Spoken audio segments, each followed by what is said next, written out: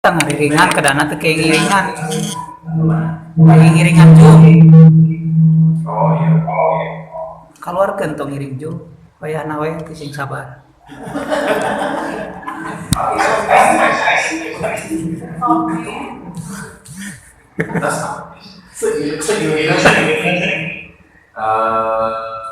Bisa dilihat dari supervisi pendidikan dari Kita masih pendidikan adalah kegiatan yang dirancang untuk membantu meningkatkan kualitas pembelajaran.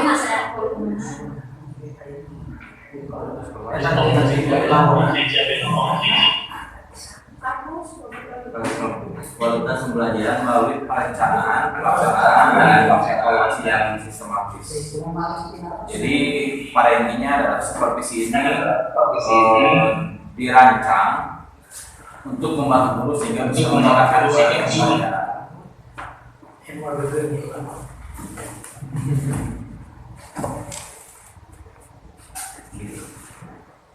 Baik itu kemudian melalui kualitas pembelajaran, baik melalui perencanaan. Jadi guru ini dibantu, diberikan satu evaluasi kemudian masukan mulai dari perencanaannya, kemudian pelaksanaan pembelajaran, sampai dengan evaluasi sistematis yang diorientasikan pada perbaikan proses pengajaran.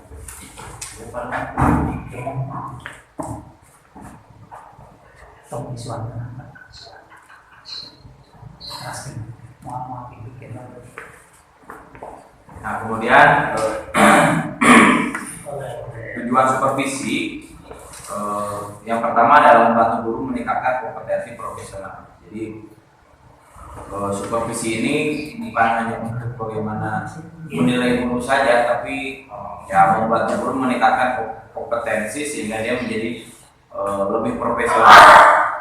Jadi dia mendapatkan satu masukan, kemudian mendapatkan satu saran terkait dengan perbaikan, kekurangan, serta hal-hal yang memang menjadi kelebihan dia, yang mana kelebihan untuk dipertahankan, kemudian kekurangan untuk diperbaiki, dan juga kelemahan-kelemahan untuk diperkuat, sehingga melalui profesi ini. Kemudian membina dan mengarahkan tenaga pendidik agar melaksanakan tugas sesuai dengan standar yang telah ditetapkan. Tentunya terkadang kita dalam melakukan tugas ya, mungkin tidak maksimal dalam mengerjakan tugas kita sebagai pendidik.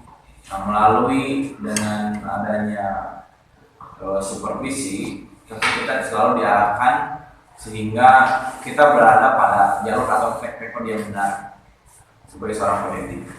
Dan itu memang harus selalu diingatkan karena sebagai manusia guru juga tidak terlepas dari berbagai kekurangan dan berbagai kekeliruan, sehingga evaluasi pembinaan demi pembinaan harus terus ditingkatkan, apalagi dengan kemajuan zaman dan kemajuan teknologi yang terus berkembang. Tentunya guru juga harus selalu mengupgrade diri. Nah, maka itu melalui supervisi dan pembinaan itu guru terus diberikan satu pembelajaran pembinaan sehingga terus berkembang dan lebih baik lagi. Kemudian menciptakan lingkungan kerja yang kondusif untuk pembelajaran. Ini sebagai mekanisme kontrol bahwa pembelajaran harus selalu kondusif. Kemudian memang pada dasarnya adalah pembelajaran untuk melakukan tujuan-tujuan pembelajaran yang memang sudah ditetapkan baik secara nasional maupun oleh lembaga pendidikan. Nah, bagaimana kemudian supaya kita tetap berjalan pada tujuan yang semestinya sesuai dengan baik itu kemudian tujuan dan cita-cita nasional maupun tujuan pendidikan yang memang ada oleh visi dan misi, perlu supervisi sehingga lingkungan kerja benar-benar kondusif dan memang terarah kepada apa yang menjadi tujuan dan visi misi.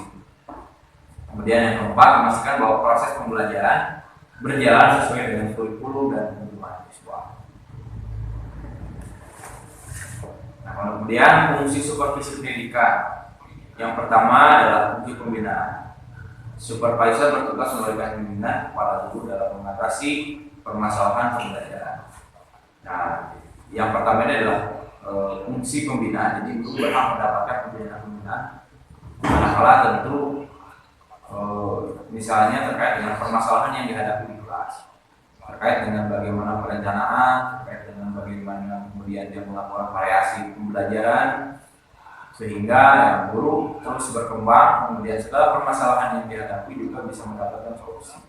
Tentunya dalam hal ini baik itu pembinaan dari pimpinan, ya dari misalnya dari kepala sekolah ataupun kemudian dari pengawas atau yang lainnya yang memang dalam hal ini lebih berpengalaman, kemudian lebih berwenang dalam hal ini, sehingga permasalahan-permasalahan pembelajaran guru ini bisa diselesaikan melalui fungsi supervisi atau sebagai pembinaan. Kemudian fungsi evaluasi, yaitu supervisor melakukan penilaian terhadap pelaksanaan pembelajaran dan memberikan umpan balik kepada guru. Jadi pelaksanaan pembelajaran ini dievaluasi, kemudian dilihat ya, atau model teaching gitu ya, dilihat oleh supervisor, baik itu kemudian kepala sekolah ataupun pengawal pembina, kemudian memberikan satu feedback ya, atau umpan balik terkait bagaimana dengan proses pembelajaran yang terjadi, apakah memang sudah sesuai dengan perencanaan, kemudian apakah memang sudah mengakomodir pada kebutuhan siswa, apakah memang sudah sesuai dengan visi misi dan lain sebagainya. Sehingga pada dasarnya dalam hal ini sebuah fungsi pendidikan yaitu fungsi evaluasi, bagaimana kemudian menilai proses pembelajaran guru, sehingga tentunya pembelajaran menjadi pembelajaran yang baik dan bisa diharapkan. Kemudian fungsi pengembang, supervisor membantu guru mengembangkan inovasi strategi pembelajaran guru. Seperti yang dikatakan sebelumnya bahwa pembelajaran itu dievaluasi oleh supervisor yang dalam hal ini bisa pengawas ataupun kepala sekolah ataupun pimpinan yang lainnya, sehingga nanti outputnya adalah guru mendapatkan satu pengembangan inovasi terkait dengan strategi dan pembelajaran. Misalnya kalau memang pembelajarannya terfokus misalnya hanya pada ceramah saja sehingga tanpa menggunakan media, guru bisa mendapatkan saran, kemudian dibantu untuk mengembangkan berinovasi bagaimana strategi pembelajaran, bagaimana media pembelajaran, bagaimana hal-hal yang memang yang perlu diperbaiki, bagaimana hal yang perlu ditingkatkan. Nah, guru mendapatkan satu saran, masukan terkait bagaimana kemudian pengembangan apa saja yang memang diperlukan dalam hal ini. Kemudian ada fungsi administrasi, supervisi memastikan bahwa pengelolaan pendidikan berjalan dengan baik. Jadi tidak hanya bentuk-bentuk tindakan saja, tapi bagaimana kemudian hitam di atas putihnya atau administrasi semua dokumen jadi terdokumentasikan. Dalam artian kalau memang hari ini hasil pembelajaran digunakan, bisa jadi tahun depan atau tahun-tahun selanjutnya ini dijadikan sebagai rujukan gitu, atau memang dibutuhkan kembali untuk satu dan dua hal misalnya, baik itu kemudian seperti akreditasi, baik itu kemudian misalnya ada siswa yang mengalami permasalahan kendala terkait dengan nilai, misalnya kadang-kadang ada yang melapor ke sekolah itu ijazahnya hilang gitu, atau memang misalnya terkena musibah kebakaran dan lain sebagainya, sehingga memang administrasi ini memang sangat perlu sekali untuk didokumentasikan, sehingga ketika terjadi satu masalah satu dan lain hal, jadi masih tetap ada terdokumentasikan, dari masih bisa tetap diakses walaupun memang sudah berlalu beberapa waktu. Dan dalam waktu dekat tentunya fungsi administrasi ini harus berjalan dengan baik, sehingga kemudian bisa menjadi satu panduan dalam pelaksanaan baik pembelajaran maupun manajemen yang ada di sekolah. Kemudian prinsip-prinsip supervisi pendidikan, yang pertama itu bersifat demokratis. Supervisor harus melibatkan guru dalam proses supervisi sehingga terjadi hubungan yang kolaboratif. Jadi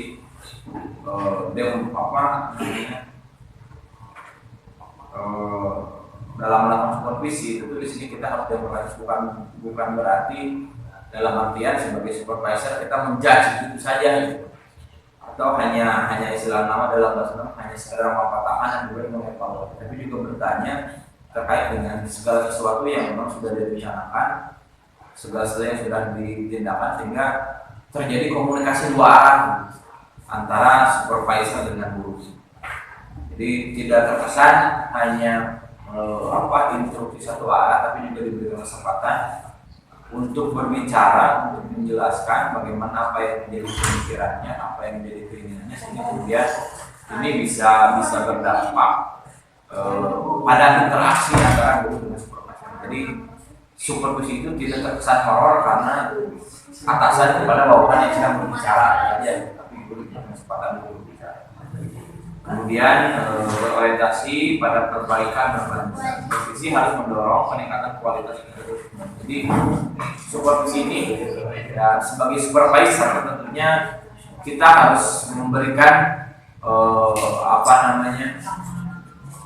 memberikan masukan gitu, bukan hanya menilai ini tidak bagus, ini perlu diperbaiki, tapi kemudian tidak ada masukan yang disampaikan. Jadi dalam artian supervisi ini harus berorientasi pada perbaikan yang berkelanjutan.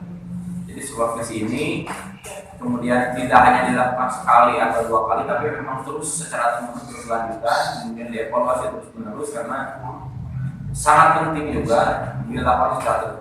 Misalnya contoh, kalau handphone saja hari ini kita gunakan, kita cas itu menjadi 100%, kemudian kita gunakan, tentu daya baterainya akan semakin menurun juga. Dan begitu pula dengan manusia. Ketika katakanlah di supervisi, kemudian mendapatkan satu masukan, kemudian motivasinya kembali bersemangat, tapi kemudian seiring dengan berjalannya waktu karena berbagai hal, ya, kemudian semangatnya menurun lagi, kemudian kembali ke zona nyaman, kemudian supervisi ini diperlukan lagi hingga terus bisa menjadi semangat, jadi naik turun. Yang tidak jauh beda dengan handphone yang kita gunakan, 100% dicas, kemudian dayanya diturunkan lagi, harus dicas lagi, terus diturun lagi. Nah, sehingga berorientasi pada perbaikan yang berkelanjutan, bedanya sekali berkelanjutan. Kemudian berfokus pada kinerja. Supervisi ini fokuskan pada peningkatan kinerja guru dalam proses pembelajaran. Kemudian jenis-jenis supervisi, yang pertama ada supervisi klinis. Itu fokus pada hubungan langsung antara supervisor dan guru untuk menganalisis serta memperbaiki kinerja. Kemudian ada supervisi akademik, berfokus pada pengembangan kemampuan profesional guru dalam meningkatkan mutu pembelajaran. Kemudian ada supervisi administratif, yaitu melibatkan pengawasan terhadap kegiatan administrasi sekolah seperti pengelolaan dokumen dan pelaksanaan program. Yang keempat ada supervisi kolaboratif, yaitu pendekatan yang melibatkan guru dan supervisor secara bersama-sama dalam merencanakan, melaksanakan, dan mengevaluasi. Jadi yang kedua ya tadi dijelaskan bahwa yang pertama ada supervisi klinis. Jadi yang pada hubungan antara supervisor berdua dan itu pada sistem perbaikan kinerja pengajaran. Jadi lebih kepada bagaimana kemudian hubungan antara supervisor dan guru ini yang seperti tadi dikatakan harus saling demokratis, kemudian bagaimana ada keterbukaan, kemudian evaluasi yang dilakukan kepada seluruh guru. Kemudian supervisi akademik. Jadi bahwa supervisi ini diorientasi pada guru, bagaimana kemudian supaya guru lebih profesional, guru lebih memahami, ya bisa berupa masukan, kemudian bisa berupa penilaian yang kemudian berisi masukan-masukan ataupun dengan pelatihan. Kemudian supervisi administratif yang melibatkan pada pengawasan terhadap kegiatan administrasi sekolah, pengelolaan dokumen dan pelaksanaan program. Tentu kita ketahui bersama bahwa sekolah ini di dalam sekolah atau dalam lembaga pendidikan terdiri dari 8 standar. Nah, bagaimana kemudian pengelolaan 8 standar ini harus sesuai dengan ketentuan. Kemudian supervisi kolaboratif, supervisor secara bersama-sama dalam merencanakan, melaksanakan, dan mengevaluasi pembelajaran. Ini direncanakan misalnya dalam rapat awal dan akhir tahun. Jadi bagaimana di awal tahun kita merencanakan pembelajaran yang akan kita hadapi ke depan, dan di akhir tahun bagaimana kemudian kita mengevaluasi pembelajaran yang sudah dilakukan secara keseluruhan. Misalnya dengan mengevaluasi hasil pembelajaran dan melaksanakan rapat kenaikan siswa biasanya kan. mungkin di sekolah Bapak dan Ibu juga ada.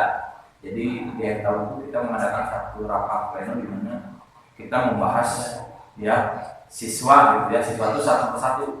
Misalnya di kelas contoh kelas 7A, ini gimana nih semua misalnya kakek kita tahu dapat naik kelas gitu kan. Ternyata mungkin ada satu dua siswa yang bermasalah, sehingga apa permasalahannya dan bagaimana alternatifnya, masuk juga dicari sumber permasalahannya sehingga kemudian itu bisa jadi bahan perbaikan ke depannya. Nah, kemudian tantangan dalam supervisi pendidikan yang pertama adalah keterbatasan kompetensi supervisor. Banyak supervisor yang kurang memahami prinsip dan teknik supervisi modern. Enggak tentu zaman itu semakin mengalami perubahan, kemudian teknologi semakin mengalami perubahan, sehingga memang pengawas itu kan ataupun kepala sekolah perlu mengupgrade diri dengan sistem-sistem yang ada, sehingga tidak ketinggalan zaman. Dan sampai kalau misalnya hari ini seperti yang sudah dibahas sebelumnya bahwa memang murid hari ini sudah melek teknologi bahkan lebih dari dulu. Nah, kalau gurunya memang tidak belajar teknologi, maka ketinggalan sama muridnya kan. Nah, kepala sekolah pun sama kan. Kalau memang kepala sekolah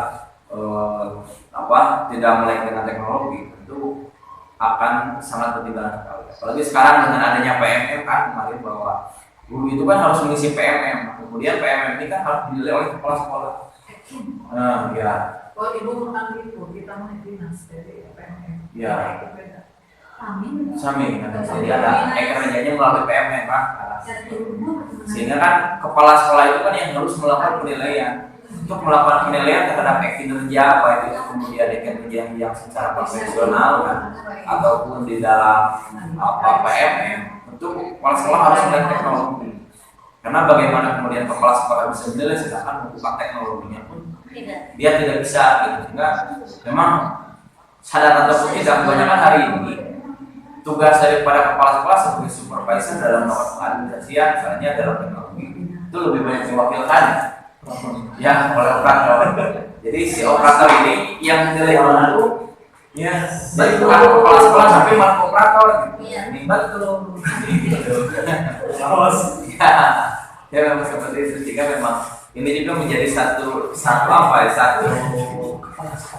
evaluasi kemudian bahwa memang pembelajaran hari ini kepala sekolah pun harus mulai tidak berarti sebagai kita sebagai mungkin kepala sekolah depan ya itu kita sebagai calon kepala sekolah depan ya dengan selalu operator ya atau privilege kepala sekolah begitu mulia kepala sekolah ya harusnya memang kan kepala sekolah, tapi lebih jadi oleh guru yang memang memiliki kompetensi terhadap teknologi. Kepala sekolah jalur buku. Nanti dalam tuh suka. Insya Allah. Yang kemarin ini masih kena pakai clipping. Sudah kepala sekolah juga kesampaian. Ada kepala sekolah legend. Sekarang Ya kita lanjutkan. Awas kurang ya sumber daya yang kita bahas nanti ya di saya lanjutkan dulu ya. Yang kedua ada kurangnya waktu dan sumber daya supervisi dikarenakan pada keterbatasan waktu dan sumber daya. Misalnya untuk hari ini memang kurangnya waktu dan sumber daya memang ini sangat menjadi satu keterbatasan sekali. Apalagi kemarin ketika saya melakukan wawancara dengan pengawas ini sebagai bagian daripada supervisor yang memang menjadi satu pengawas itu untuk hari ini kan kalau idealnya kan kalau sebelumnya ketika memang masih banyak pengawasnya, satu pengawas itu kan mengawasi beberapa sekolah. Tapi hari ini satu pengawas itu bisa mengawasi sampai 4 sekolah. Tentu ini menjadi satu persoalan juga. Kemudian bagaimana kurangnya waktu dan sumber daya daripada pengawas sehingga memang pengawasan itu menjadi kurang maksimal, sehingga terkadang sok ayah tidak misalnya supervisi atau pembinaan dari pengawas pembinaannya kadang-kadang kan ayah gitu, atau tapi kurang, sehingga ya memang seperti itu. Apalagi dengan beberapa tahun ini sampai beberapa tahun ke depan, ini sekitar 5 tahun 3 tahun 5 tahun belakang sampai 3 tahun ke depan ini akan banyak sekali baik pengawas, kepala sekolah ataupun dinas-dinas yang memang akan pensiun banyak.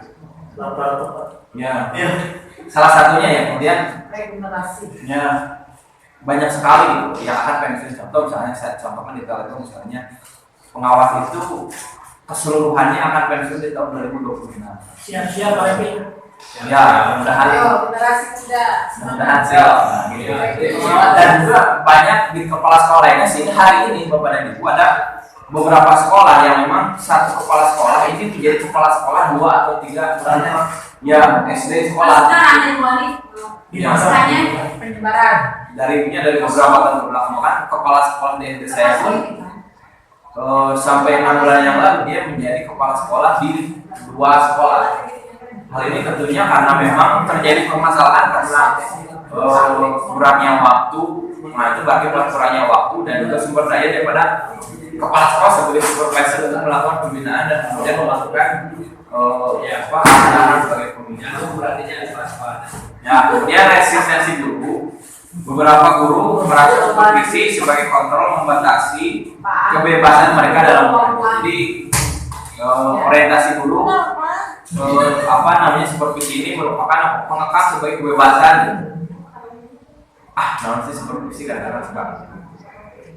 Kemudian solusi untuk mengoptimalkan supervisi pendidikan yang pertama adalah pelatihan bagi supervisor. Itu pelatihan secara terus-menerus itu kepada para pemegang kebijakan yang ada di lembaga pendidikan, mulai dari tingkat sekolah sampai ke atasnya memang harus selalu ditingkatkan sehingga sebagai pemegang kebijakan, sebagai stakeholder tentu tidak ketinggalan dari anak buahnya apalagi terkait dengan kemodernan dalam hal teknologi. Kemudian pendekatan kolaboratif, supervisor membawa hubungan yang harmonis dengan guru untuk menciptakan suasana kerja yang kondusif. Jadi bagaimana kemudian penting sekali sebagai guru untuk membangun bukan hanya ikatan dalam kedinasan tapi ikatan emosional dengan bawahan itu sangat penting sekali. Sehingga kita bisa semangat kekeluargaan kebersamaan sehingga menimbulkan satu motivasi yang kemudian ini bisa menjadi berarti harapan menjadi spirit dalam meningkatkan kebijakan. Kemudian penggunaan teknologi, supervisi dapat ditingkatkan oleh pemanfaatan teknologi untuk monitor dan mengevaluasi pembelajaran seperti yang sudah ada sebelumnya di PKM dan Pak Ekin ya. Kemudian peran supervisi dalam meningkatkan pendidikan. Supervisi pendidikan memiliki peran strategis dalam meningkatkan mutu pendidikan. Dengan bimbingan yang efektif, guru dapat mengembangkan strategi pembelajaran yang inovatif, meningkatkan motivasi belajar siswa dan mencapai hasil belajar yang optimal. Menurut Mulyasa tahun 2005, supervisi yang baik akan menciptakan lingkungan pembelajaran yang berkualitas dan mendukung capaian tujuan pendidikan. Jadi supervisi ini sangat penting sekali sebagai mekanisme kontrol dan mekanisme evaluasi sehingga menjadi evaluasi dan perbaikan yang dilakukan secara terus-menerus. Mungkin itu saja yang bisa saya sampaikan. Selanjutnya akan terkait dengan PKM akan disampaikan oleh rekan saya Bapak Yoga. Padanya waktu dan tempat saya bersilakan.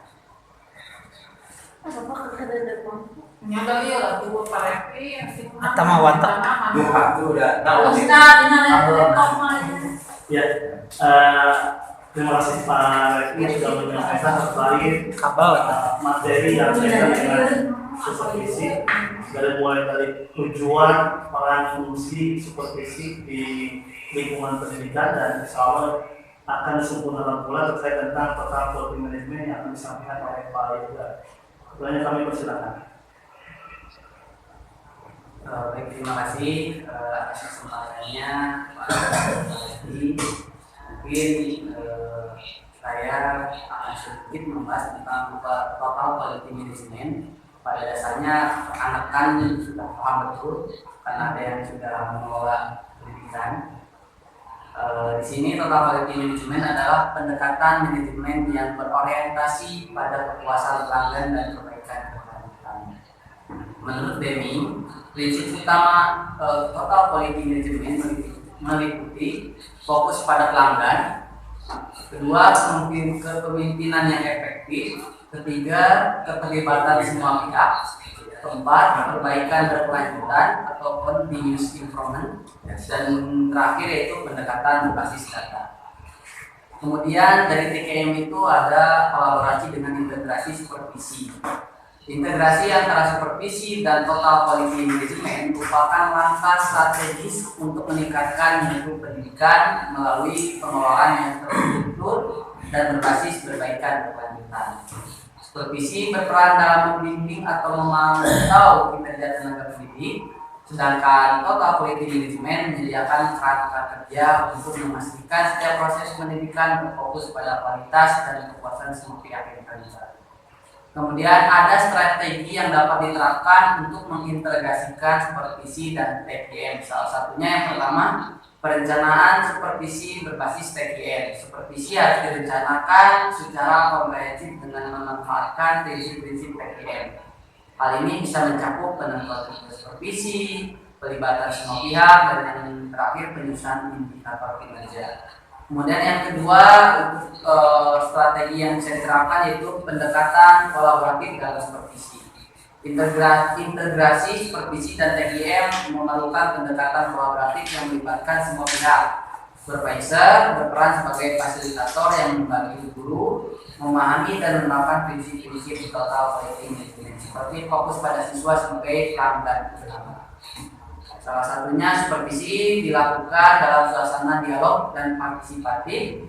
Kemudian penggunaan teknik supervisi klinis, di mana supervisi dan guru bersama-sama mengidentifikasi masalah dan mencari solusi. Yang tadi sudah dibahas oleh Pak Ibu.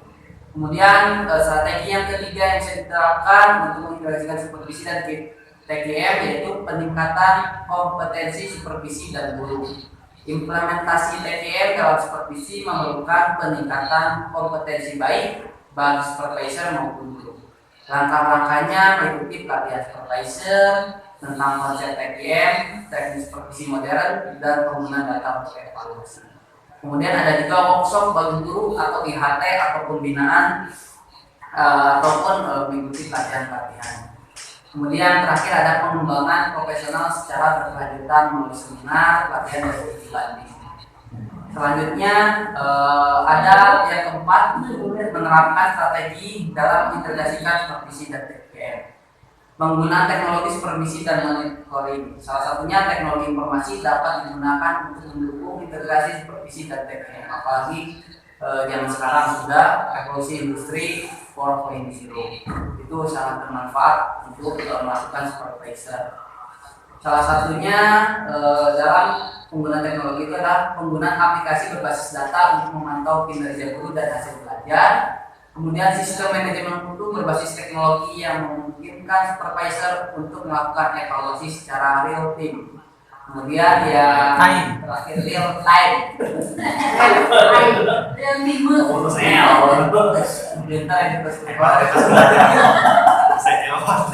Itu hari tim atau nonton doi tim berjamaah gitunya tim. Atau nasi tim.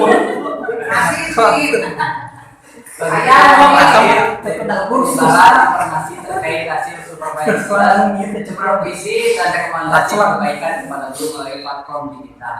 Kemudian yang kelima, dalam penerapan strategi mengintegrasikan supervisi dan TKM adalah evaluasi dan umpan balik yang sistematis. Supervisi berbasis TKM harus menekankan pentingnya evaluasi dan umpan balik untuk perbaikan berkelanjutan, strateginya meliputi pelaksanaan evaluasi berkala terhadap kinerja guru dan efektivitas pembelajaran. Pemberian umpan balik yang konstruktif untuk membantu guru memperbaiki kelemahan mereka. Kemudian penyusunan laporan evaluasi yang transparan dan dapat dijadikan acuan untuk pengambilan keputusan. Silo ya Bapak Ibu, maaf. Kemudian yang terakhir dalam penerapan strategi integrasi supervisi dan TKM adalah penerapan budaya mutu di sekolah. Integrasi supervisi dan TKM akan efektif jika didukung oleh budaya mutu di sekolah. Hal ini melibatkan penanaman nilai-nilai kualitas kepada semua pihak termasuk guru, siswa, dan staf. Kemudian ada peningkatan kesadaran akan pentingnya perbaikan berkelanjutan dalam setiap aspek pendidikan. Dan yang terakhir, pemberian penghargaan kepada guru dan staf yang berhasil mencapai atau mencapai target. Kemudian ada juga tentang implementasi supervisi berbasis total quality management. Yang satu ada perencanaan supervisi. Supervisor harus identifikasi peningkatan kualitas berdasarkan data empiris. Menurut Mulyasa, perencanaan supervisi harus disusun secara sistematis untuk mencapai tujuan pendidikan. Kemudian yang kedua ada pelaksanaan supervisi. Supervisi harus dilakukan secara kolaboratif dengan melibatkan guru dalam proses perbaikan. Menurut Robbins dan Coulter, prinsip utama total quality management seperti pelibatan tim sangat penting dan supervisi. Kemudian yang ketiga ada evaluasi dan perbaikan berkelanjutan. Evaluasi kinerja guru dilakukan berdasarkan standar kualitas. Hasil evaluasi digunakan untuk menyusun program pembinaan. Menurut Juran, perbaikan berkelanjutan harus menjadi bagian integral dalam setiap proses. Kemudian ada juga kendala penerapan supervisi dan total quality management. Salah satunya adalah keterbatasan kompetensi supervisor dan tenaga pendidik. Banyak supervisor dan guru memiliki pemahaman yang mendalam tentang konsep dan prinsip TKM maupun teknik supervisi modern. Akibatnya, proses supervisi seringkali hanya bersifat administratif tanpa memberikan dampak signifikan pada kualitas pembelajaran. Kemudian yang kedua ada resistensi terhadap perubahan. Resistensi terhadap perubahan merupakan kendala umum, terutama jika budaya kerja sebelumnya tidak menekankan pentingnya kualitas, atau jika guru merasa supervisi sebagai bentuk pengawasan yang membatasi kreativitas mereka. Kita sering menganggap supervisor itu seperti musuh. Kemudian yang ketiga, keterbatasan sumber daya. Implementasi total quality management dan supervisi yang efektif membutuhkan sumber daya, baik dalam bentuk dana, waktu maupun teknologi. Banyak lembaga pendidikan yang menghadapi keterbatasan anggaran sehingga tidak dapat memberikan pelatihan atau menyediakan fasilitas yang memadai. Kemudian yang keempat ada kendala penerapan supervisi dan total quality management, yaitu kurangnya kepemimpinan yang visioner, kepemimpinan yang tidak mendukung inovasi dan tidak mampu memberikan arahan yang jelas dapat menjadi hambatan dalam integrasikan supervisi dan TKM. Hal ini sering terjadi jika pemimpin sekolah tidak memahami pentingnya manajemen berbasis guru. Kemudian yang kelima, tidak konsistennya evaluasi dan monitoring. Dalam beberapa kasus, supervisi dilakukan secara sporadis tanpa ada kesinambungan dan evaluasi yang sistematis. Hal ini menyebabkan program perbaikan berkelanjutan tidak berjalan dengan optimal. Sering kita ketahui bahwasanya jika sudah ada supervisi jarang untuk ditindaklanjuti. Hanya sekedar datang sekolah, beres, pulang, sudah hanya sekedar formalitas atau sakralitas yang penting ada dan secara dadakan biasanya menyiapkan administrasinya. Kemudian kendala penerapan supervisi yang terakhir, kurangnya keterlibatan semua pihak. TKM menuntut partisipasi aktif semua pihak termasuk guru, siswa, orang tua, dan staf administrasi. Kendala muncul jika ada kurangnya koordinasi atau komunikasi antar pihak. Kemudian ada juga solusi yang bisa kita terapkan dalam supervisi dan TKM. Secara teori yaitu meningkatkan kompetensi supervisi dan guru, mengadakan pelatihan intensif, mengadakan pelatihan tentang supervisi berbasis TKM untuk supervisor, kepala sekolah, dan guru. Pengembangan profesional berkelanjutan, memberikan workshop, seminar, atau studi banding terkait manajemen mutu dan inovasi pembelajaran. Kemudian pemberian akses ke sumber belajar, menyediakan buku, modul, atau platform e-learning tentang supervisi dan TKM. Kemudian solusi yang kedua, mengubah pola pikir tenaga pendidik, sosialisasi dan edukasi, mengadakan program sosialisasi untuk menjelaskan manfaat TKM dan supervisi dalam meningkatkan mutu pendidikan. Menciptakan lingkungan kolaboratif melibatkan guru dalam perencanaan supervisi dan pengambilan keputusan sehingga mereka merasa dihargai dan menjadi bagian dari perkembangan. Oleh karena itu senantiasa kita di sekolah jangan sampai ada istilah guru senior dan guru junior sehingga ada berkesinambungan tidak adanya kolaboratif karena kita beri senior ya udah kita berikan semuanya ke guru junior. Jangan sampai ada yang seperti itu dalam pendekatan. Yang ketiga, kemudian mengoptimalkan pengelolaan sumber daya.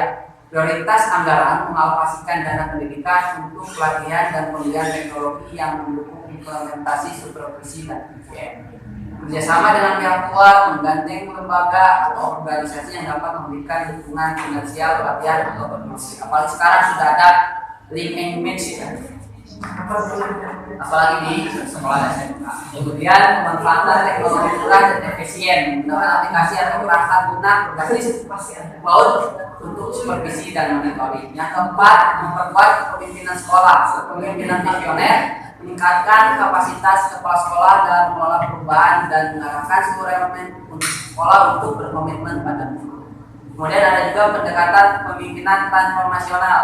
Kepala sekolah harus mampu memotivasi, memberi inspirasi dan menjadi teladan dalam menerapkan PKM. Ini bisa dijadikan acuan bagi kita untuk meningkatkan pendidikan. Kemudian solusi yang kelima, meningkatkan konsisten evaluasi dan monitoring. Membuat rencana supervisi yang terintegrasi, yaitu menyusun program supervisi yang terstruktur dengan indikator kinerja yang jelas. Kemudian evaluasi berkelanjutan, melakukan monitoring secara berkala terhadap pelaksanaan TPM dan supervisi untuk memastikan perbaikan berkelanjutan. Menggunakan teknologi untuk monitoring, yaitu memanfaatkan aplikasi digital untuk mencatat hasil supervisi dan merekomendasikan tindak lanjut. Apalagi sekarang sudah ada Sulingja ya dalam melaksanakan supervisi, sehingga bisa gampang untuk memonitor melalui teknologi dan memanfaatkan aplikasi ini. Kemudian yang terakhir yaitu solusi dari penerapan supervisi dan TGM adalah melibatkan semua pihak secara aktif. Peningkatan komunikasi, mengadakan forum diskusi atau rapat rutin untuk melibatkan siswa, orang tua, guru, dan staf dalam pelaksanaan TGM. Kemudian membangun komitmen bersama, menandatangani fakta integritas atau kesepakatan bersama tentang komitmen terhadap kualitas pendidikan.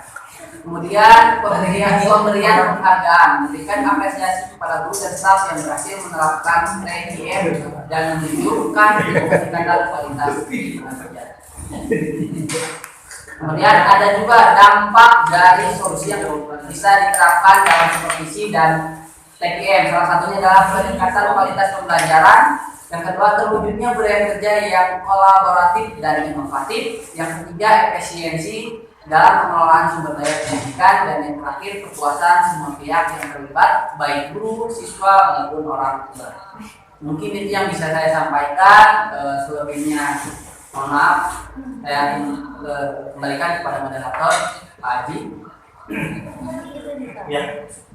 Terima kasih pada Pak Yoga yang sudah mengutarakan terkait tentang total quality management yang begitu universal.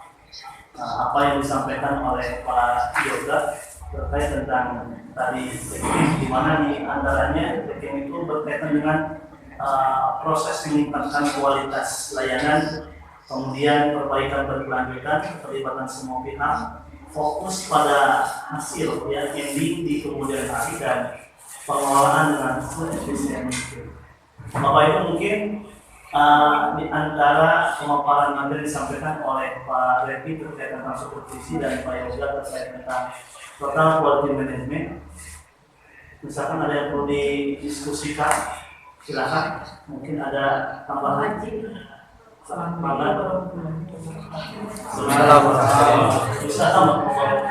Siap dulu. Siap dulu. Enggak, cuma jadi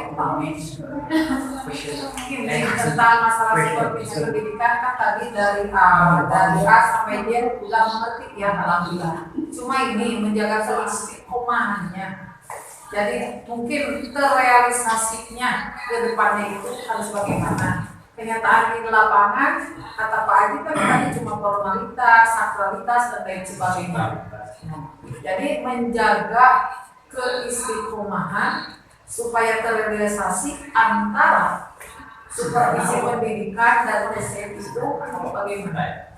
Itu yang pertama. Kedua, kalau kita berbicara antara kenyataan dengan fakta memang begitu. Kenapa? Kadang-kadang kalau di kenyataan kan fakta sama aja ya. Apa deh, biar aja lah. Pada kemudian Ya. Enggak, dalam sekarang kasus ya pernyataan dalam PCM itu karena kan kita belakang sedangkan belakang adalah siswa. Nah, pas tadi Pak Repri membahas tentang rapat pleno, memang betul dalam rapat pleno itu menjaga itu adalah beban psikologis kita. Apalagi saya sebagai guru ibunya dan Blundernya karena kenapa? Di segi lain kata kita non teh ditaikkan. Kadang-kadang guru yang lain nggak usah nanti jadi kecemburuan sosial bagi siswa yang rajin sekolah. Sedangkan sekarang ada aturan baru katanya yang walaupun lebih merah harus dinaikkan ya teh ya. Itu gimana? Solusinya. Terus kenyataan waktu kemarin aja waktu ujian KKN kan sekarang pakai aplikasi, anak-anak pada ribut, ibu itu mah baru 17 aja ini udah nge-loading. Bagaimana? Kan kita kalau belum paham tentang aplikasi baru sekarang aplikasi itu diterapkan di sekolah karena harus berbasis yaitu AKM. Kalau kita kan KKN dia pun sama tadi apa ini gitu ya. Nah, menjaga itu bagaimana solusinya, mohon dengan sangat karena kita sebagai pendidik ingin menciptakan anak yang soleh-soleha dan kita yang mencari ilmu kepada anak-anak ini melalui PCM ini supaya berkah dunia dan akhirat. Sekian, assalamualaikum warahmatullahi wabarakatuh. Assalamualaikum warahmatullahi wabarakatuh. Waalaikumsalam warahmatullahi wabarakatuh. Ini sangat menarik kaitan dari supervisi dan pihak ini. Ini nyambungnya sama Bu Haji tadi. Di sini kan kalau bicara dari supervisi ini kaitan dengan sebuah proses ya, proses pendidikan. Kemudian kalau nanti berbicara berkaitan dengan PGN itu mutu, mobil khusus ini mutu lulusannya. Nah kalau tadi berbicara fakta atau realitas hari ini kan kaitan erat dengan peristiwa yang memang kita saksikan hari ini, yang bertalian dengan lulusan. Jadi orang-orang hari ini itu berarti menggambarkan lulusan beberapa waktu ke belakang, dan si belakang. Nah kemudian kalau dilihat secara realitas, mobil khusus ini kaitan apa terjadi judi online gitu kan? Itu secara hasil survei internasional ternyata mobil khusus di Indonesia ini kan merupakan salah satu yang terbesar. Tadi ketika dibandingkan dengan Vietnam gitu ya, malah lebih keislamannya sangat tinggi, tapi tidak setinggi yang terjadi di Indonesia. Kemudian remaja dan anak gitu, khusus ini kan yang paling gemar main game gitu, game online gitu kan. Nah ini fakta hari ini. Nah kemudian sangat banyak pegawai termasuk misalnya ada ya oknum tentunya ya, guru atau PNS, ibu rumah tangga terkena dengan pinjol itu gitu kan. Nah artinya ini bagaimana nanti korelasinya atau solusinya ke depan untuk lulusan-lulusan yang kaitan mutu dari pendidikan sendiri kan, mereka ya bermoral gitu kan, kaitan lulusan itu gitu. Mungkin dengan adanya PTM kaitan hasil lulusan hari ini dan nanti korelasi ke depannya mungkin ada langkah-langkah dan strategi agar ini bisa tertangani, karena kita punya tanggung jawab sebagai pelaku pendidikan itu sendiri untuk proses penyadaran dan pencerdasan bangsa ini. Mungkin seperti itu. Terima kasih. Assalamualaikum warahmatullahi So, terima kasih Pak Jasep. Terakhir ketiga Pak An. Pak An, semangat. Bismillahirrahmanirrahim. Assalamualaikum warahmatullahi wabarakatuh.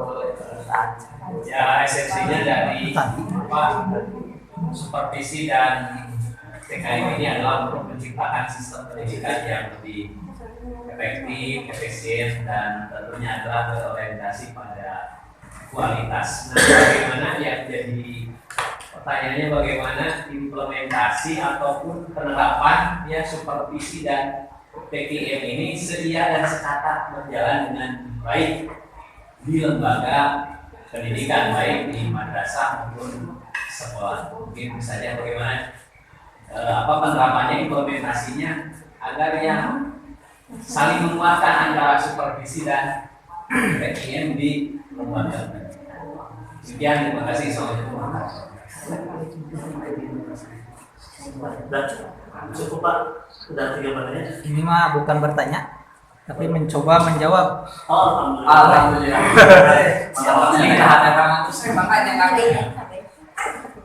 Assalamualaikum warahmatullahi wabarakatuh. Waalaikumsalam. Terima kasih atas waktunya. Mungkin sedikit meringankan Pak Haji. Mudah-mudahan besok GR-nya ini terkait dengan menjaga keistiqomahan, Pak Haji. Jadi saya pernah diberikan jawaban itu oleh guru. Mudah-mudahan bisa sama-sama menjawab. Jadi kata beliau, kalau mau istiqomah sing karena Allah, we. Kenapa? Cirinya istiqomah itu anger. Ya. Kenapa? Karena Allah itu untuk ayah sakapeung gitu. Jadi anger gitu, Allah maya gitu. Namun orang karena Allah, berarti kita pun berbuat akan selalu menjaga gitu kontinuitas dari setiap aktivitas yang kita lakukan di sekolah. Ya ini kan secara umum, tidak cuma di sekolah menjaga keistiqomahan itu. Ya, fenomena yang terjadi di sekolah, apakah itu ada pengawas atau ada kepala sekolah, kalau kita karena Allah mahnya, Allah mah anger gitu, untuk eueuh sakapeung aya sakapeung urang nu sok kakapeungan. Paling itu menjaga hati kita supaya tetap meniatkan segala aktivitas itu karena Allah, supaya ya itu terjadi kontinuitas. Itu saja mungkin. Sisanya mah pertanyaan yang masih banyak, mangga itu mah. Hatur nuhun. Assalamualaikum warahmatullahi wabarakatuh. Selain tadi jawaban dari Pak nanti akan disampaikan oleh Pak Refli. Ini tambahan juga Bu Refli. Tadi kalau menurut Pak Hendra ada kita itu istiqomah. Ajib lah ya, istiqomah itu ajib dalam posisi yang sesungguhnya. Maka ada analogi atau filosofi makna karena Allah itu ketiga orang. Orang harus apapun ayat, apapun daya, apapun kadang daya, namun daya pimpinan. Namun pimpinan malah biasa, abdi ya namanya. Entar yang cuma yang mual, beda. Nah kalau saya memahami bagaimana untuk menjaga keistiqomahan itu ya ada yang menjadi ini viral ya yang pertama dalam mujahadah ya, bersungguh-sungguh tanamkan dalam diri kita ini tadi akan berkaitan ya tanamkan jiwa kita bahwa kita ini diawasi oleh Allah Subhanahu Wa Taala yang maha. Nah kemudian senantiasa muraqabah yang kedua, ya, mukorobat, senantiasa mendekatkan diri pada yang maha kuasa. Nah kaitan dengan yang di sekolah, ya kita memberikan pelayanan yang terbaik, baik kepada murid ataupun termasuk kepada pimpinan. Karena sebagaimana ilmu yang kita dapati dari Prof. ya. Apa yang kita berikan itu tentu pasti akan kembali pada kita. Ya. Jadi hakikat dari akhlak ataupun kepribadian seseorang itu sejauh mana melayani orang-orang yang di sekitar kita. Nah, oleh karena itu agar kita bisa istiqomah, berikan pelayanan yang terbaik. Ya, itu mungkin selanjutnya Pak Rasul ada tambahan. Ya, tentu konsisten itu memang bukan hal yang mudah. Manakala tidak ada kesamaan, tidak ada kesamaan pemahaman, sehingga dalam hal supaya konsisten dalam melakukan supervisi itu memerlukan pendekatan yang konsisten. konsisten, berencana, dan berbasis komitmen.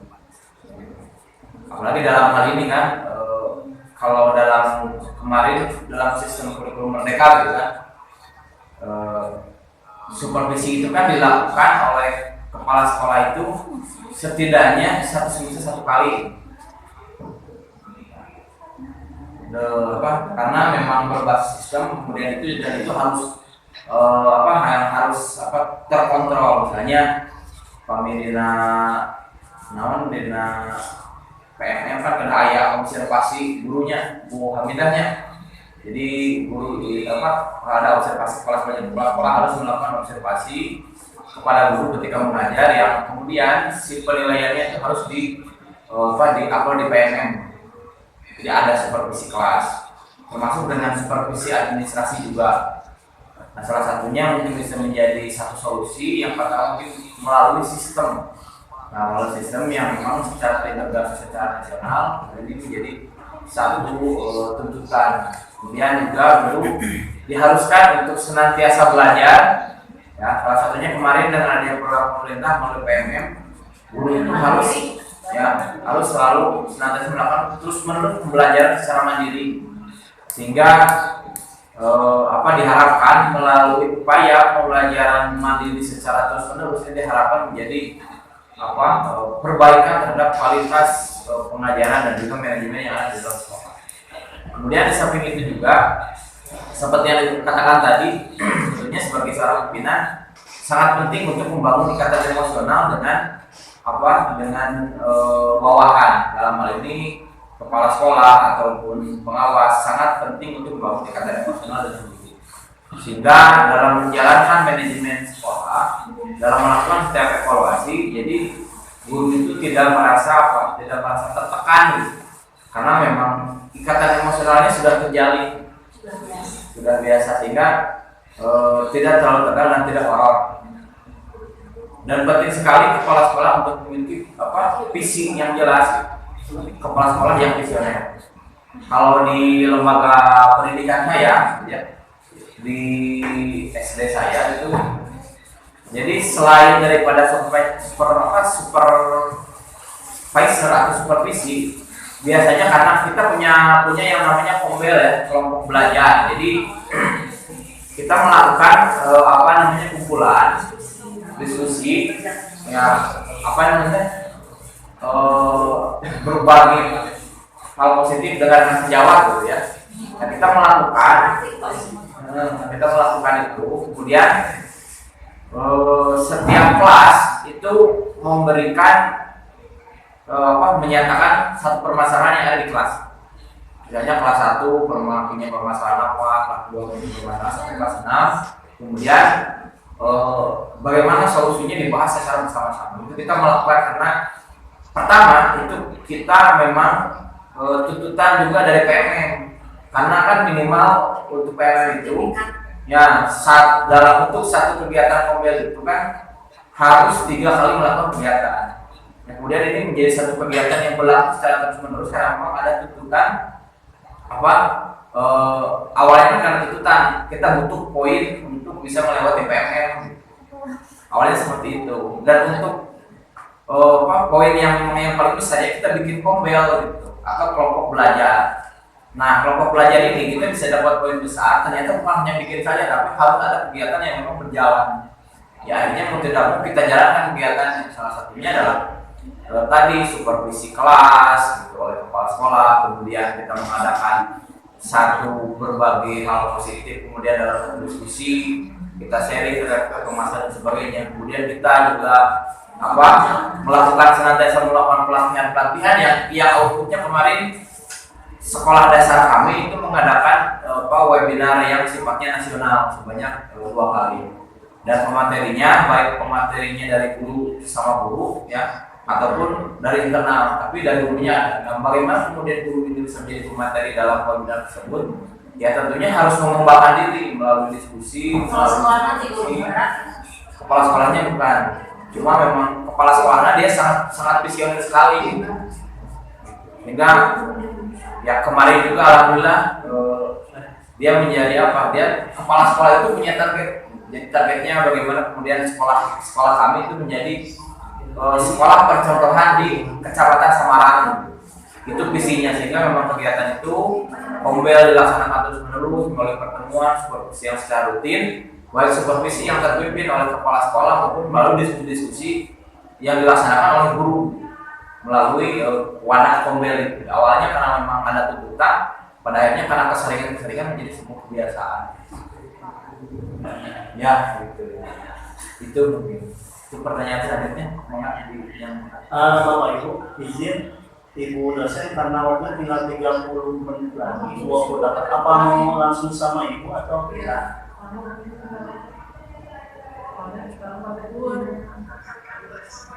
Oh, maaf.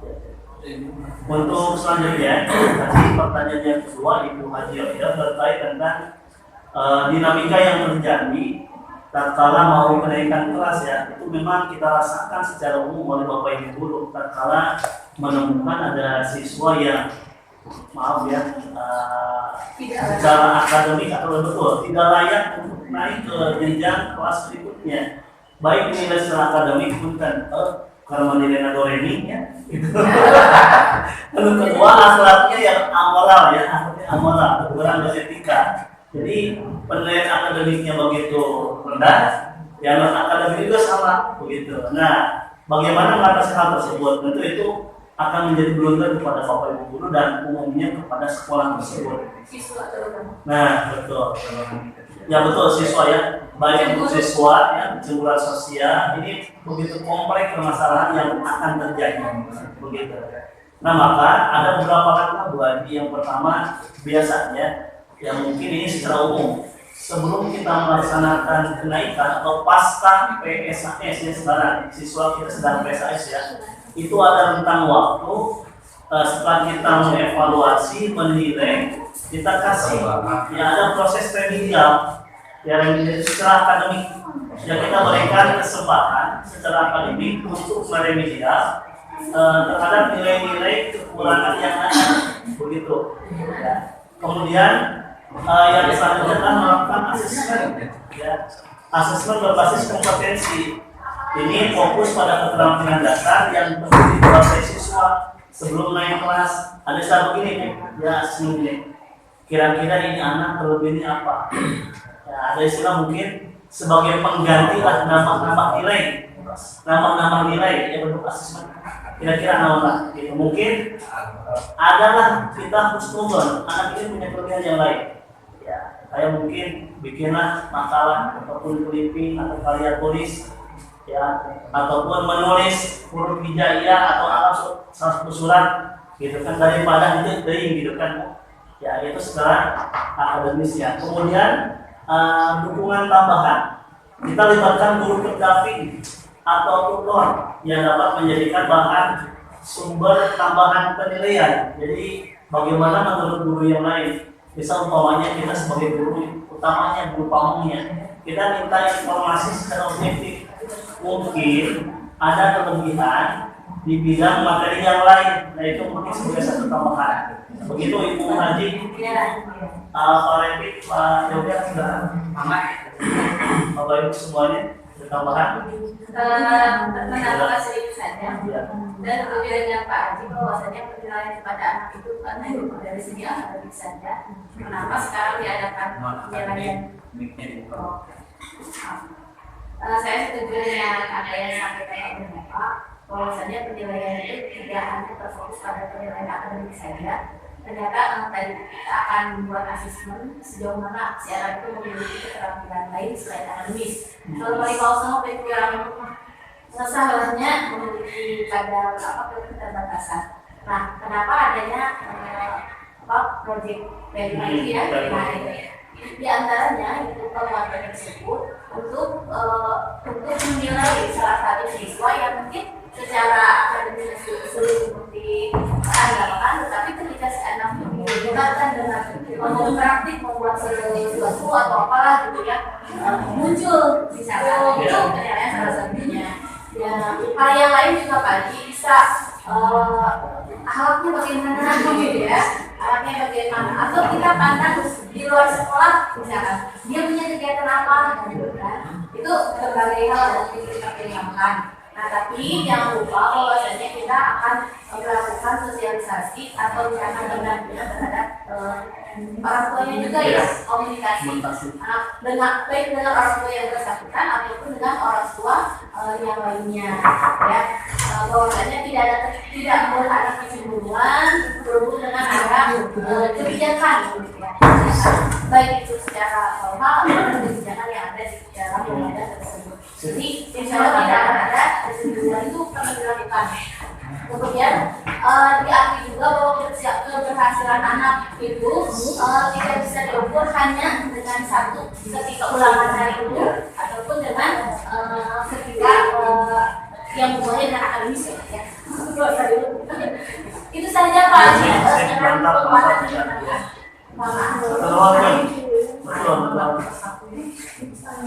Silakan, ada tambahan atau ada dua pertanyaan selanjutnya Pak? Ya, dari Pak Haji Asep. Ini diantaranya melihat dinamika yang terjadi di dunia perjudian, bahwa sungguh ironis sekali ya, bahwa Indonesia ini merupakan muslim terbanyak di dunia ya. Tetapi beberapa hal yang menjadi bahan ya evaluasi bagi diri kita sebagai seorang muslim, terutama sebagai pendidik atau mungkin mu'adib, mubalik dan sebagainya. Judi online begitu marak, bahkan bukan hanya sebatas masyarakat biasa di kalangan SDM-nya rendah, bahkan ini benar-benar tadi menjadi isu publik di kalangan dewan juga kan, DPRD, DPR provinsi, bahkan pusat, bahkan KPK, para penegak hukum pun seperti itu. Mungkin selain ada solusi Pak Refik, silakan solusi bagaimana? Mana?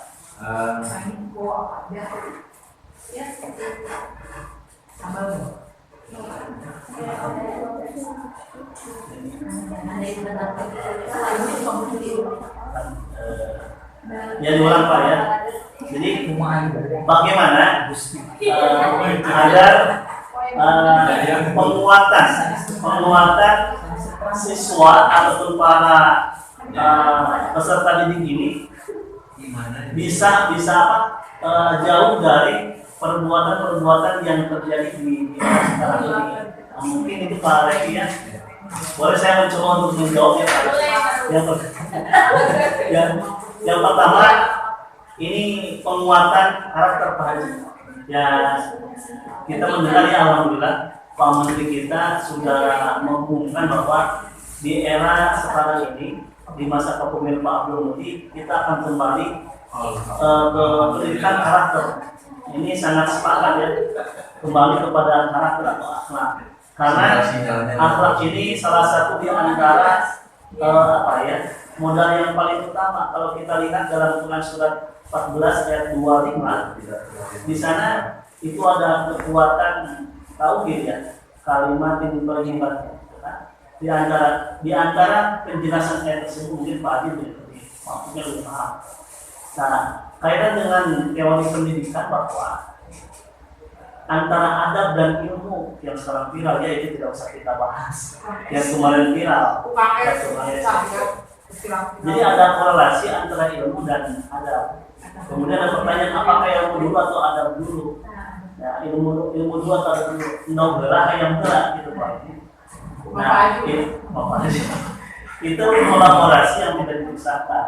Nah, bagaimana untuk membentengi hal yang tadi, baik itu judi online ataupun judi slot dan ada istilah bank emo ya. Karena yang pertama kan penguatan akhlaknya, karakternya, ideologinya, tauhidnya rendah. Maka yang pertama, solusi yang pertama adalah penguatan pendidikan karakter ya, yang berbasis kepada nilai. Kemudian program pembiasaan ya, program pembiasaan. Jadi tidak hanya sebatas sakralitas spiritual ya, ada istilah kontinuitas, dan bahkan mungkin ya, itu sebagai pendidik bisa memberikan uswah ya. sekalipun ya, dan itu mah pastilah aya wae ari bias mah aya wae serahna gitu kan awi sabanya sekebonan sakbon aya wae itu Singapura minimal kita memberikan yang terbaik atau tadi bahasa buat kita istiqomah aja memberikan yang terbaik. Kemudian yang ketiga, jadikan kita sebagai role model di lingkungan pendidikan. Upami pribadi yang tersai. Jadi yang tadi apa yang disampaikan oleh Muhammad Abdul untuk membangun tatanan negara yang kuat, maka dibina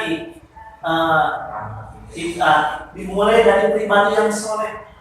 Kemudian yang kedua dimulai dari keluarga yang soleh. Dan yang ketiga dimulai dari masyarakat yang soleh. Artinya, tatkala pribadinya baik, pribadinya berakhlak, insya Allah awal mainannya segala problematika yang terjadi di masyarakat. Nah, mengapa sekarang ini terjadi? Tadi seperti itu karena banyak sekali pribadi yang kurang baik. Maka oleh karena itu mungkin kita kembali ke 09 lagi. Yang mudah-mudahan di bawah kepemimpinan Pak Prabowo dan Pak Abdul Muti ya Indonesia lebih baik. Pak Abdul Sakur. Iya, dan Pak Abdul Sakur, Pak Bupati kita, Pak Rektor kita, mudah-mudahan Garut lebih maju. Desa Boleh menambahkan Pak? Bismillahirrahmanirrahim. Nampaknya tadi yang saya dengar itu baru dari satu aspek dari 3 aspek yang menjadi hal pokok sesuai dengan yang diaturkan oleh Rasul kita bahwa man ro'a minkum munkaron falyughayyirhu biadih nu kuat mah Pak Haji anu ku urang tadi dibahas mah teman kedua fa illam yastati fa bilisani da urang buru-buru teu bisa langsung ngahabek jadi sesungguhnya yang lebih kuat itu ada di kebijakan. Nu kadu biadi, nu kadu kekuasaan, eta nu kudu malikir atuh cingkir. Makanya tadi yang dihaturkan seperti adanya Pak Prabowo, kemudian Pak Abdul Sakur itu tentunya punya kebijakan untuk memperkuat apa yang dilisankan oleh kita kaum guru gitu. Ya. Kalau untuk sekarang mah itu aya dina lisan painten urang mah nurut dadawe syukuran kurang teu terjerumus oge kurang teu menang hidayah ti Allah kudu disyukuri ulah sombong saya untuk tenguluan judi begitu boga modal. Jadi paling tidak kita bersyukur dengan keadaan ini kita mah tidak terjerumus. Kalau kita mampu di sekeliling kita ada yang terjerumus disadarkan tapi tong sombong tong kena urang teu ngiluan apa bu urang mah teu kadukung ku ya tapi mudah-mudahan kita tidak terjerumus itu betul-betul itu dapat hidayah dari Allah tapi paling tidak itu 3 itu yang harus dibagi tugas tak yang paling penting yang memiliki kekuasaan tuh mangga di emutan kumaha kebijakan anak sepodos kamari mah di negeri Upin dengan seorang teh judi online mah teu aya tah aya tempat lokalisasi nya tanpa aja ngirim kamari ke kasino ya itu dilokalisir tapi judol diharamkan gitu itu kan salah satu upaya yang dilakukan oleh yang punya kekuasaan pabiadihi gitu tak urang mah lah karek ukur bisa pabilisan nih gitu paling tidak Pabi Kolbi balanya itu saja atur nuhun. Ya, nuhun Bapak Ibu karena waktu ini terus mau menghabiskan beberapa menit lagi. Ini pertanyaan yang ketiga, tadi pertanyaan dari Bapak ya. Di antaranya bagaimana mensinergiskan antara supervisi dengan tekniknya. Insyaallah akan disampaikan oleh Pak Repi Malam. Jadi supervisi itu ada kaitan dengan bagaimana proses penilaian, kemudian proses evaluasi dan proses perbaikan secara terus-menerus. Sementara teknik atau policy adalah bagaimana kemudian manajemen segala upaya dan segala hal itu dilakukan untuk kepentingan lembaga. Dalam artian manajemen itu adalah sebuah usaha sadar terhadap suatu tujuan. Nah, bagaimana supervisi ini kemudian diintegrasikan dengan TKM? TKM adalah bagaimana kemudian segala sesuatu upaya yang ada dilakukan secara sadar terhadap apa yang menjadi tujuan dan dan visi dan misi. Sehingga dalam artian visi dan misi atau supervisi yang dilakukan harus diorientasikan bagaimana pada kebutuhan tujuan yang menjadi tujuan dalam sebuah lembaga. Ya tentunya untuk melakukan hal tersebut diperlukan sinergi secara terus-menerus, kemudian diperlukan integrasi yang harmonis antara proses pengawasan, pembimbingan dan pengelolaan kualitas secara menyeluruh. Dalam artian proses ini diperlukan secara konsisten, kemudian baik dari pengawasan, kemudian pembimbingan, pengelolaan harus secara sadar.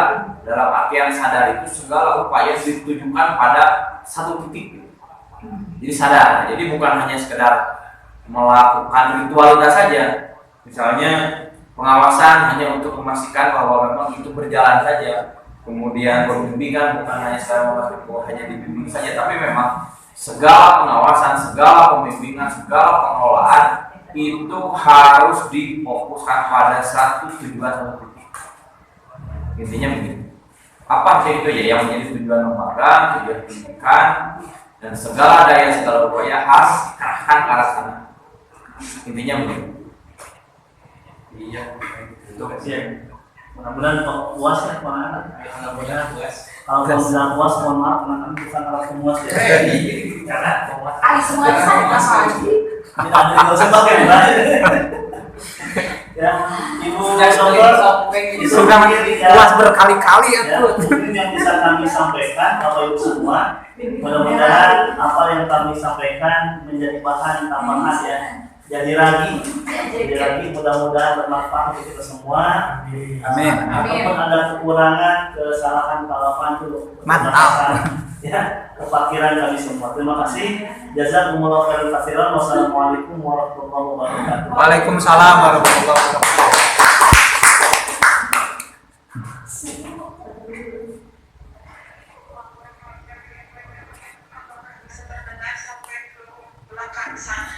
Tahu Jelas Bu. di alitan lisan supaya kita di alitan lisan.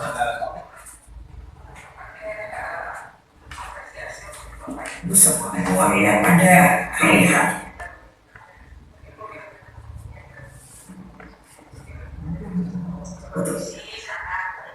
dan nanti akan lanjut dengan kiri atau pamungkas quality management yang mana seperti dari tadi seperti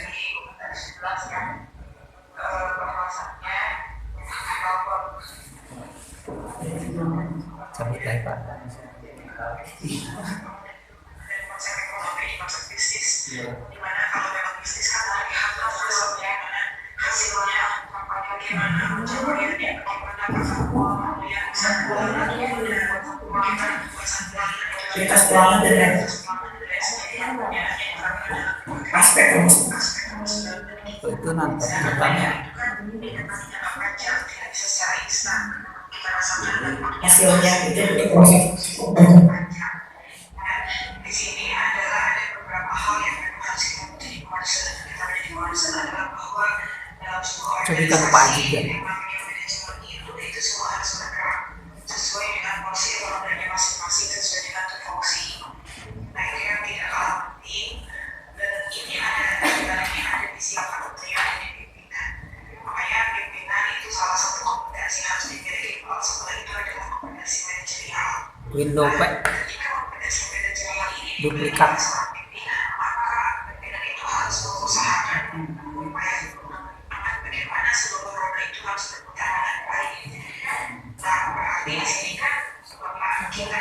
Window Pak terus duplikat.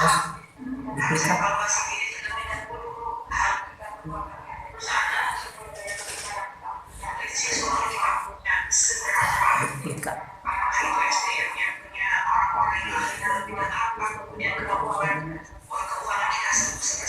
kemudian bagaimana keinginan pelanggan yang justru kita harus Tadi film. komunikasi ada masukan Pak Haji. karena yang kami rasakan khususnya semakin tinggi pembiayaan kepada sekolah maka kita benar semakin besar dari orang tua Son karena orang tua memikirkan son bagaimana apa kalau bagaimana orang tua puas dengan pelayanan kita dengan proses kita setting son salah satunya melalui Itu nanti kan aja tinggal laptopnya. oh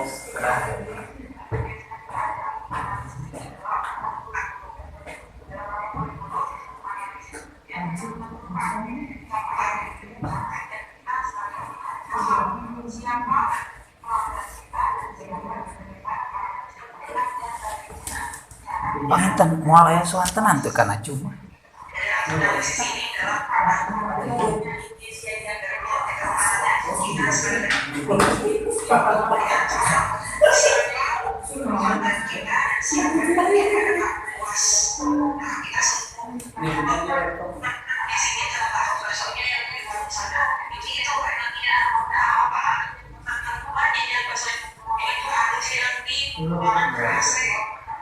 harusnya nggak peduli rasanya seperti apa misalkan tapi ingin kenyamanan kayak seperti itu ada juga yang ingin merasakan masih penting sih kalau belajar sesuatu hal yang mahal karena gengsi ada di situ jadi kita itu harus paham apa yang menjadi kepuasan pelanggan kita itu yang tidak alami karena bagaimanapun juga kalau misalkan kita membuat sebuah yang sedemikian rupa sebuah hal apa ada memang dan negatif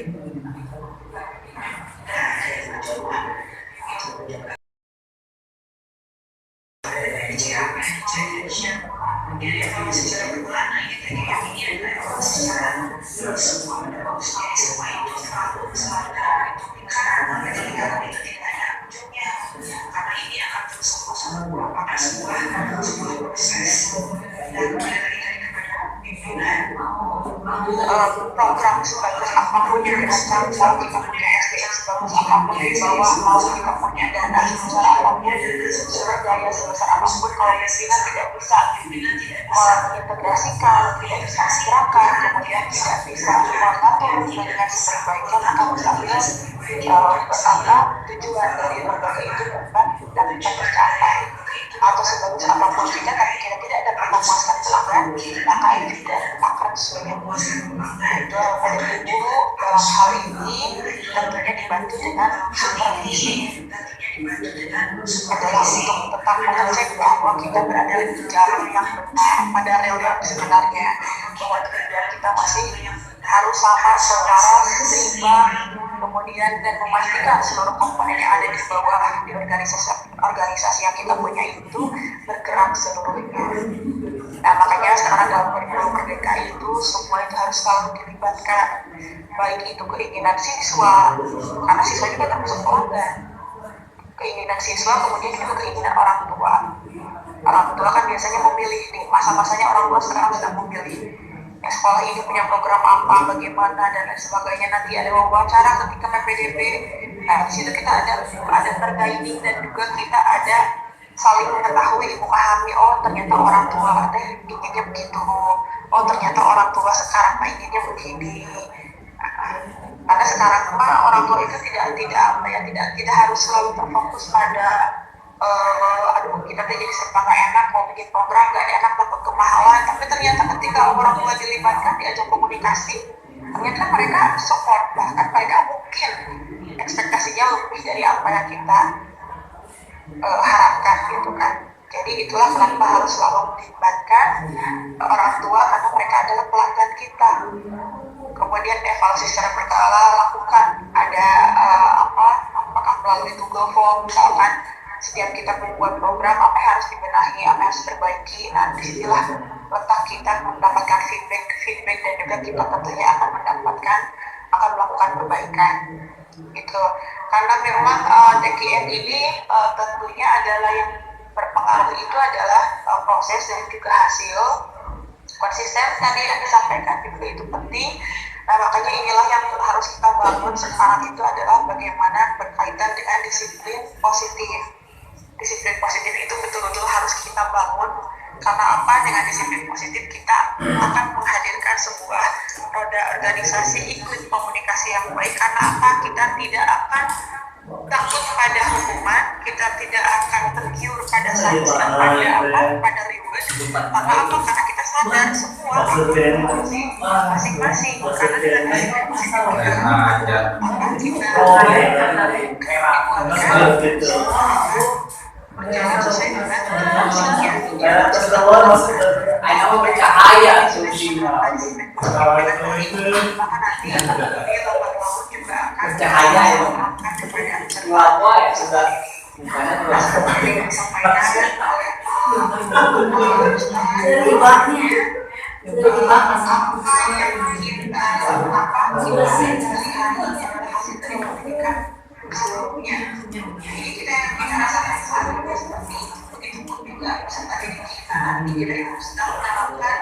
sedang berinvestasi di pendidikan yang cukup besar gitu kan, hasilnya kita tidak ketahui sekarang, tapi bagaimana kita membentuk para peserta didik kita nanti akan menjadi orang yang seperti apa. Dan dengan diterapkan disiplin positif, maka mudah-mudahan akan bentuk jiwa-jiwa kepribadian yang memiliki integritas tinggi, kemudian juga bertanggung jawab dan tentunya kalau kita sebagai umat Islam yang akan paham dan ramahnya pada ajaran Allah, tidak semata-mata kalau kita melakukan langkah untuk menyediakan surga, tapi kita semata-mata bahwa lembaga kita manusia ini diberi ajar semuanya di mana masyarakat akan semata-mata begitu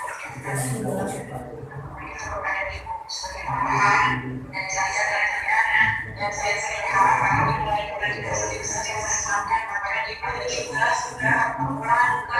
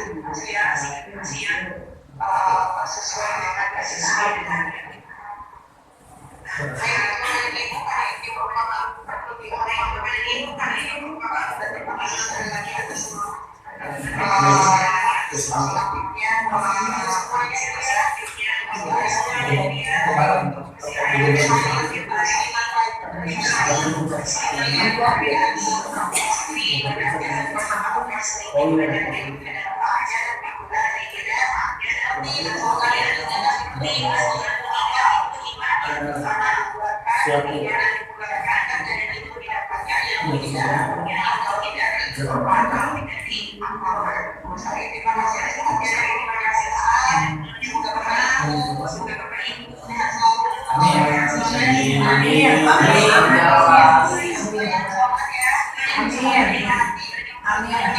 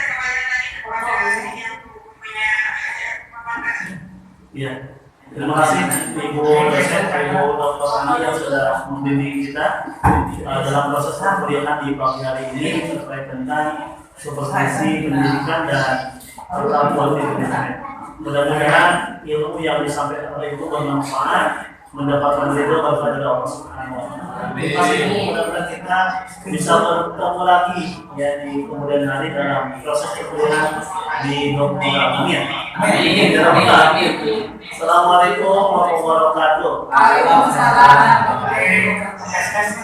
SS. Ibu dipotong dulu. Mau dipotong dulu esok. Mau dipotong dulu. Apa Ibu? Berapa make up juga? Biji 2 tilu. Biji 2 tilu. Kalau baik hal. Atas itu. Yes.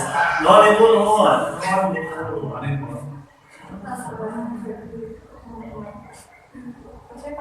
Ya. Udah ya, aku persiapan dulu ya. Bahasa Parman gue, pada kemana?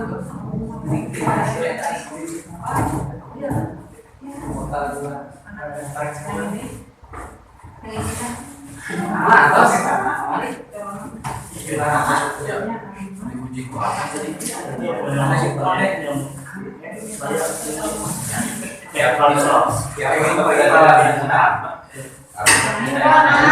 salah. Maksudnya di